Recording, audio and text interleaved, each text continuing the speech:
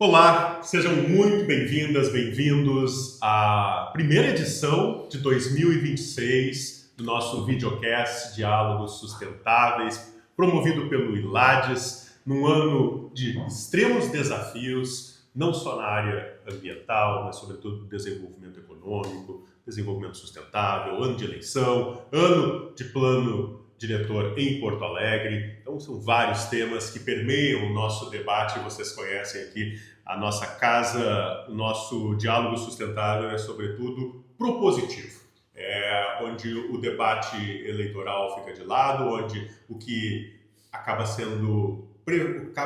prevalecendo é justamente o diálogo no sentido de propor soluções para um futuro que é agora.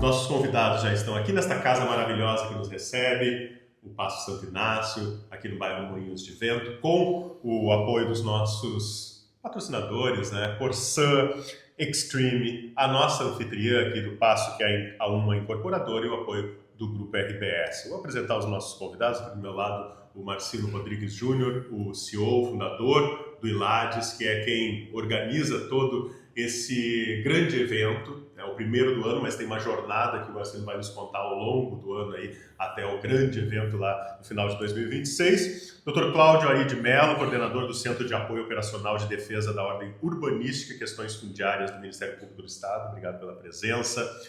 Fabiano Dalazen, diretor jurídico de Relações Internacionais da EGEA Saneamento. Obrigado também por estar conosco. E Dr. Luiz Afonso Sena, PhD e professor titular da URGS. Muito obrigado por estar conosco, Sena. Marcelo, abrindo um ano de muito trabalho, né? Nós já estamos aí em maio, né? Mas já passamos alguns desafios. E no evento de hoje, nós vamos falar sobre um tema que é da vida das pessoas, porque a vida acontece na polis, a vida acontece nas cidades, né? E o tema do encontro de hoje é cidades amigáveis e resilientes, resíduos urbanos, saneamento básico e drenagem urbana. É praticamente tudo, né? Praticamente tudo, é quase tudo, porque na realidade as cidades são hubs, né? Saúde, impacta na questão ambiental, enfim, educação. Sem educação nós não vamos evoluir, não vamos sair, esse país não vai sair do lugar se não melhorar a educação. E os indicadores são piores possível, muito triste. E podemos falar em segurança pública. Esse ano nós vamos dedicar à indústria, à transição energética, e vamos dedicar também à adaptação e às cidades de baixo carbono. Nós queremos estabelecer metas. As metas estão na lei, né? O Cláudio Dalazen conhece bem isso também, o Sena, a legislação está aí.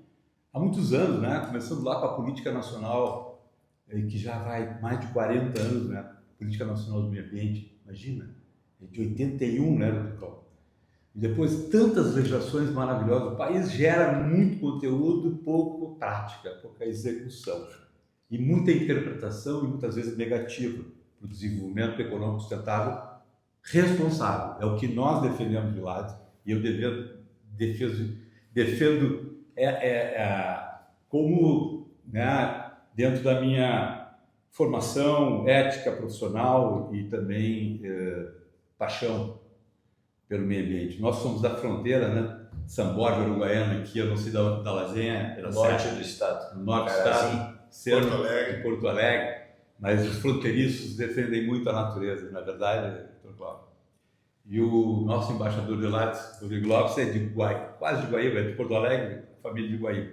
Enfim, eu acho que esse estado aqui é maravilhoso, mas parou no tempo mais de 40 anos. Se nós olhar a história para trás, assim, da gestão pública, é lamentável.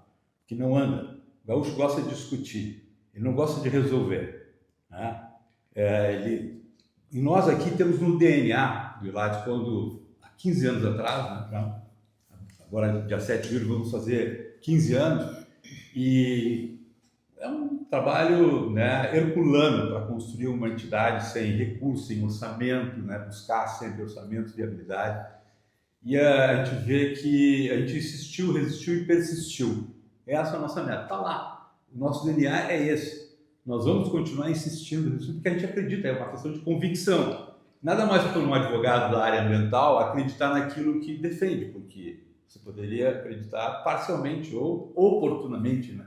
Pontualmente em função de um caso concreto de um cliente ou outro. Mas não é isso. Nós construímos uma relação, e aqui me orgulha muito com o Ministério Público, desde que começamos lá, e tenho muitas amigas promotoras, procuradores e procuradores também, e tivemos uma relação, começamos praticamente os nossos fóruns dentro do Ministério Público, dentro daquele belo auditório lá nós iniciamos em 2011 a Fundação de Lages, em 2012 nós já fizemos o primeiro Fórum Internacional de Mudanças Climáticas, o primeiro do Brasil, e ainda continua sendo. E estamos indo esse ano para o 7º Fórum, com temáticas sempre diferentes, né? Esse ano nós vamos cuidar muito de cidade e indústria, a transição energética, a adaptação, a cidade de baixo carbono, porque é o que o Rodrigo disse, 80% ou mais das pessoas moram em cidade, abandonaram, a tecnologia evoluiu no agro, as pessoas vieram para a cidade, se afastando da cidade. Hoje elas vão para outras cidades, né? Não vão para o interior, vão para cidades maiores ou menores, em função do que aconteceu em Porto Alegre em 2024. Nós perdemos aqui, eu acho que 70 mil pessoas, mais ou menos, migraram para outra cidade. Mas isso é um movimento natural, o mundo, né? O mundo está em movimento, né? A guerra não é comigo, quem conhece guerra é o Rodrigo, né? Eu detesto guerra, eu gosto de diálogo, de construir, mas o Rodrigo faz um belo trabalho nesse sentido. E vocês são muito bem-vindos aqui. Né? Senna foi um colega em 2005 como secretário lá, tem muito admiração pelo trabalho, né? Veio da academia, foi para a gestão pública, já teve em outras agências de regulação, aqui em Porto Alegre, a GEGS, lá em Brasília, na ANT, né? A Agência Nacional do Transporte. Então aqui a academia é o poder público e é o setor privado. E o que nós defendemos no setor privado, doutor Cláudio, e o senhor está me conhecendo há pouco, e já somos amigos, né? Já fizemos esse pacto, é que nós defendemos o que está regrado. Né? O que nós não defendemos é uma interpretação de vários agentes públicos que querem mudar alguma coisa em função de um interesse, nem interesse pessoal, algo que ele acredita que poderia ser diferente, mas a lei diz que tem que fazer assim. As condicionantes são essas. Então, acho que nós temos que cumprir a lei, não inventar coisas. Se nós não estamos satisfeitos, eu dizia isso há muitos anos atrás, com a legislação, tem o parlamento para mudar. O parlamento está aí. Propõe um projeto de lei, né? E muda.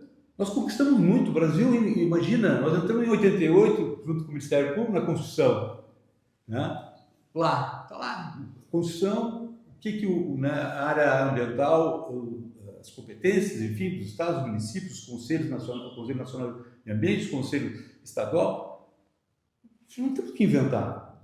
Temos que ir para a regra. Não. E, obviamente, o Ministério Público tem eu acho que eu sempre digo, muita gente às vezes critica um poder ou outro e diz, olha, melhor com a instituição do que sem ela, porque eu fico imaginando como seria sem o Ministério Público.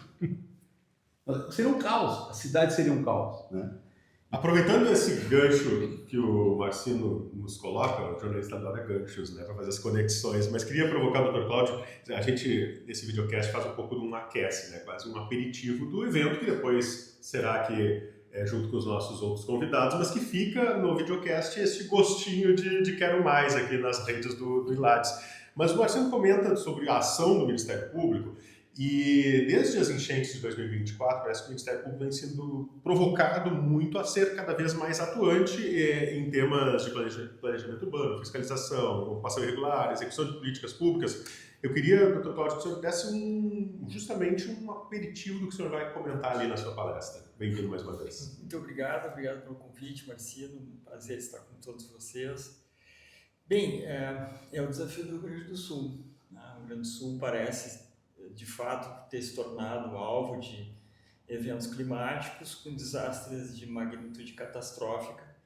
A gente espera que nunca mais aconteça, mas as previsões são ruins. E o que a gente aprendeu, porque a gente precisa confessar, poucos de nós, o Fabiano trabalhou comigo tanto tempo, poucos de nós prestávamos atenção no problema dos desastres, de modo geral. Apesar do Estado ter um registro bastante grave no passado, poucos de nós prestávamos atenção. E hoje nós temos muito conhecimento, acumulamos conhecimento, nos reunimos muito, discutimos, estudamos.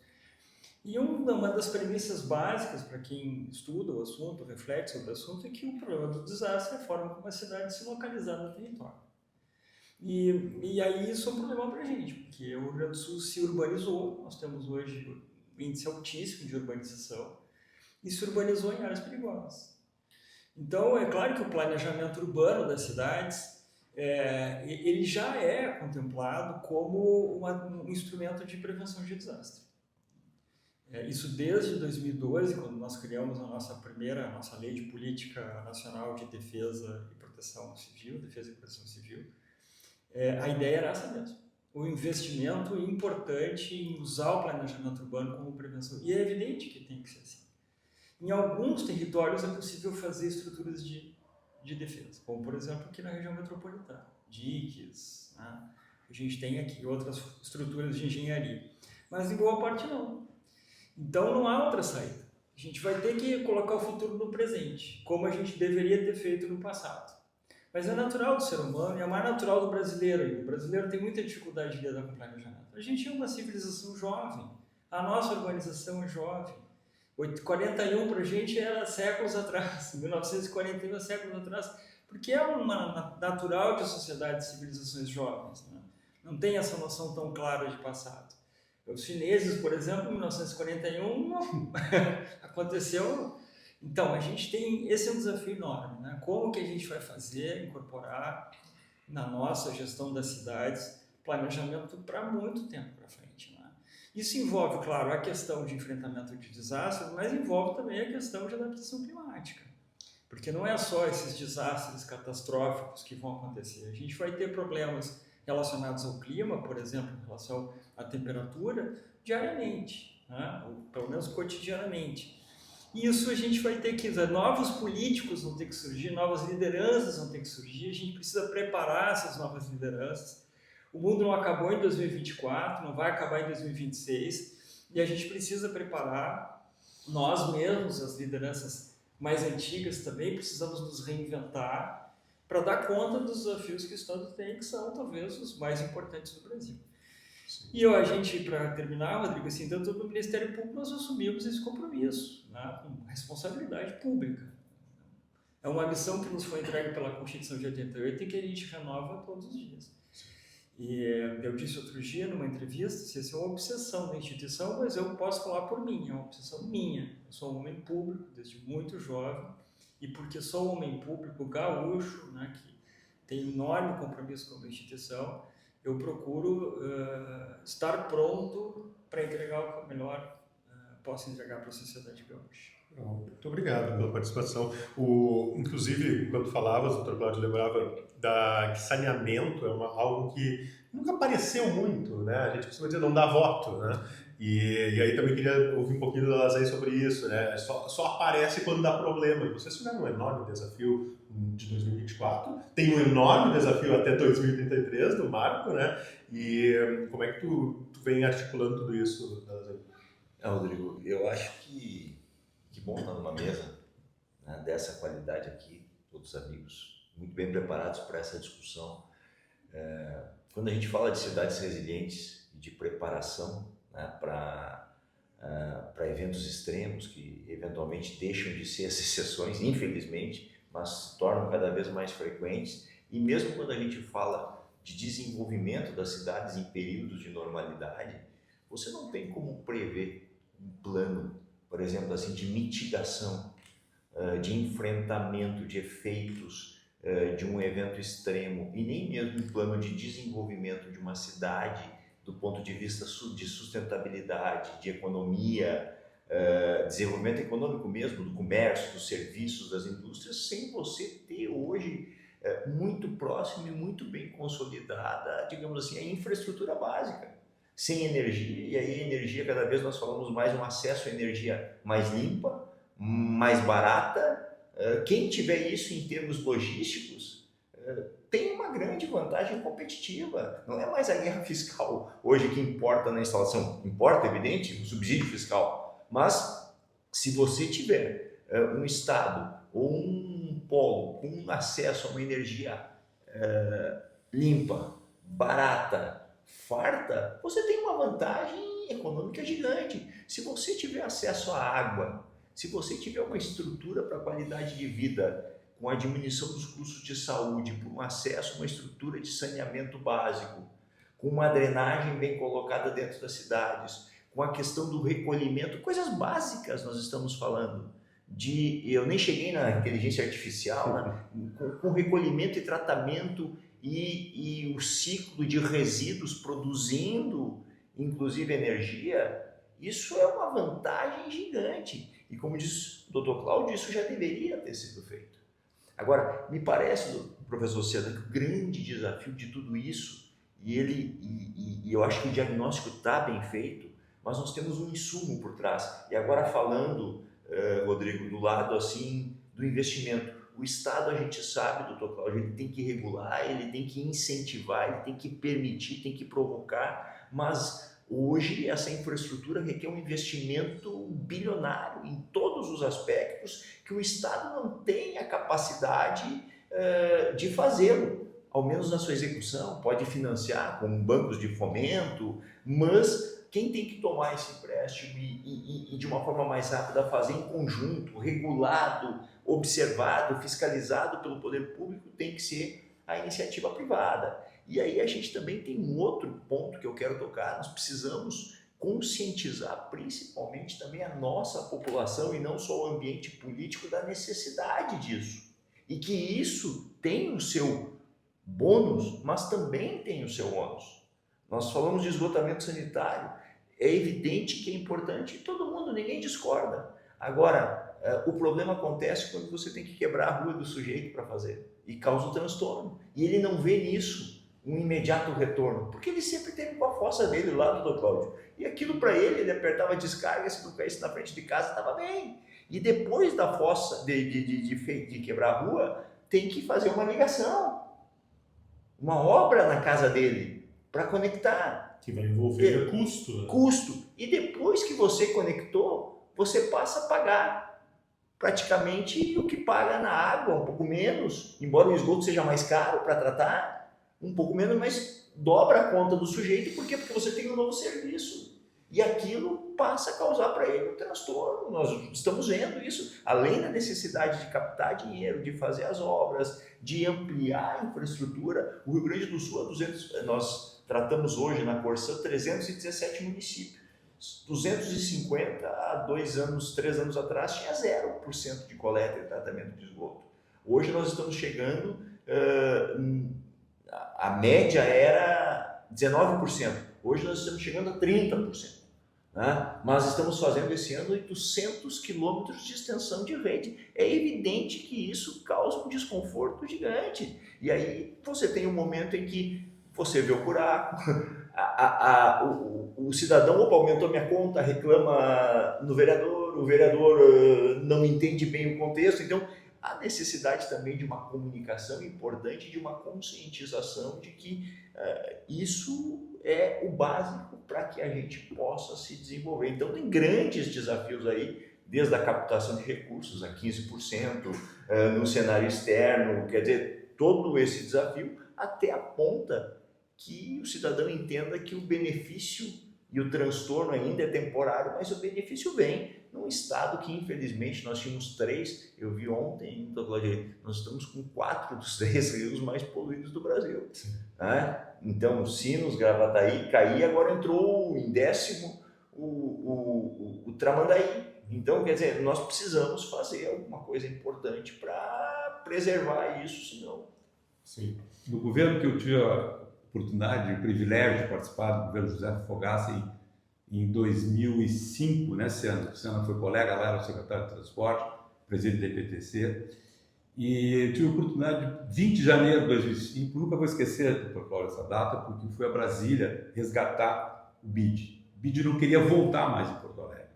Tinha um empréstimo de 145 milhões de dólares parado, que ele não queria aprovar mais. Convenci lá, casualmente, com as coisas da vida que ajudam, né? A gente tem que acreditar. Não é presidente, o BID não se chama presidente, mas o representante do BID no Brasil, alemão, tinha morado em Porto Alegre. Então ajudou um pouco isso e eu convenci ele que era um novo momento de Porto Alegre. Nós tínhamos passado com 16 anos de um determinado partido, assumimos o governo e nós estávamos lá resgatando a relação com o BID. Assumimos compromissos de parte a parte, fizemos uma agenda, conseguimos retomar o empréstimo com BID, Caixa Econômica Federal e na época DEMAI, e nós tínhamos, Porto Alegre, 27%, uma capital que tinha 27% de tratamento de esgoto. Chegamos, então, no final do segundo governo, o Fogaça, com 80% de cobertura. E o que o Dallazen falou, e não deu ênfase, mas eu quero contribuir, é a ligação. Hoje nós temos 44% de ligação com 80% de capacidade na rede.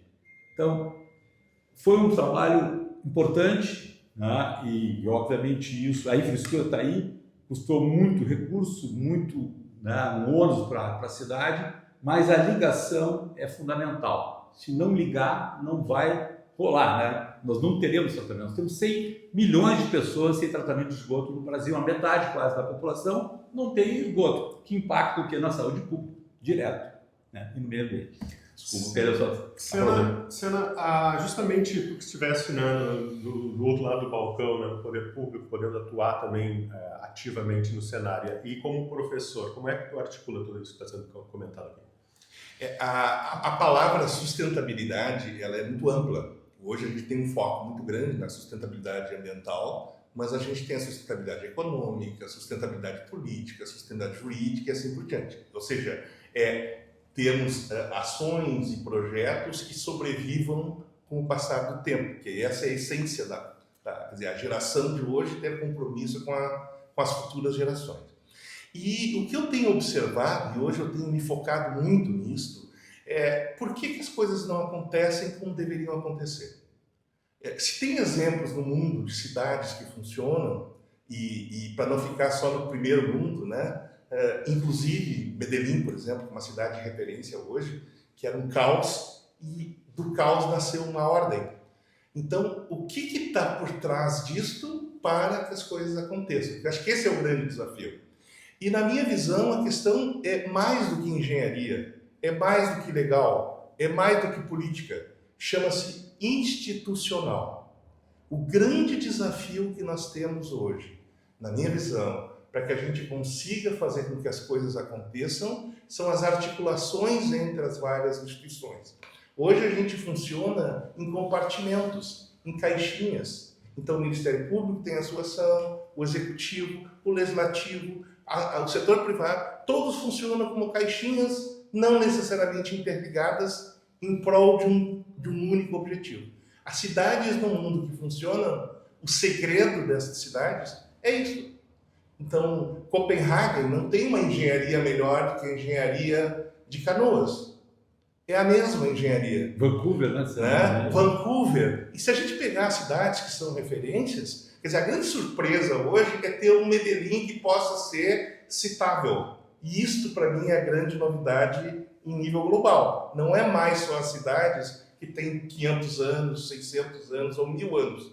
Né? Cidades que têm 100 e poucos anos também podem ser organizadas. Então, o segredo que eu tenho hoje, e estou absolutamente convencido disso, e é sobre isso que eu vou tentar focar a minha participação, nós temos que trabalhar as questões institucionais. A infraestrutura urbana ela é interconectada, como o Dallazen mencionou. Se faltar luz, não adianta tu ter um bom sistema de distribuição de água, porque as bombas não vão funcionar. Como elas são articuladas, o que pressupõe a eficiência sistêmica de uma cidade é exatamente esta articulação. E aí, para mim, é o grande desafio que está posto. Tá certo, né? Já viram que vai ser um grande debate, vai ser um grande ano. Eu vou dar aqui a agenda rapidamente dos outros diálogos, né, Marciano? Você é embaixador. 30 de julho nós teremos o papel e o olhar das agências reguladoras, aí o Sena que trabalhou na GERGS, na gestão sustentável dos serviços concedidos. Dia 27 de agosto, a governança na gestão sustentável das organizações e as suas boas práticas de ESG. 1º de outubro, balanço e resultados efetivos das COPs. E daí, dia 29 de outubro, o grande evento do ano, nosso final de jornada, nosso ápice, que é o 7º Fórum Internacional das Mudanças Climáticas, que terá como tema cidades que sonhamos e que merecemos. Será, claro, lá no Teatro da Unicinos.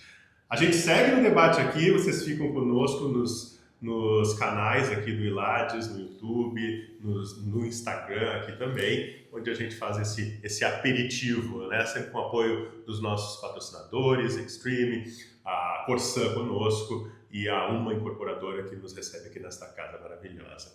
Gente, até o próximo debate aqui, até o próximo videocast de Lattes. Até mais.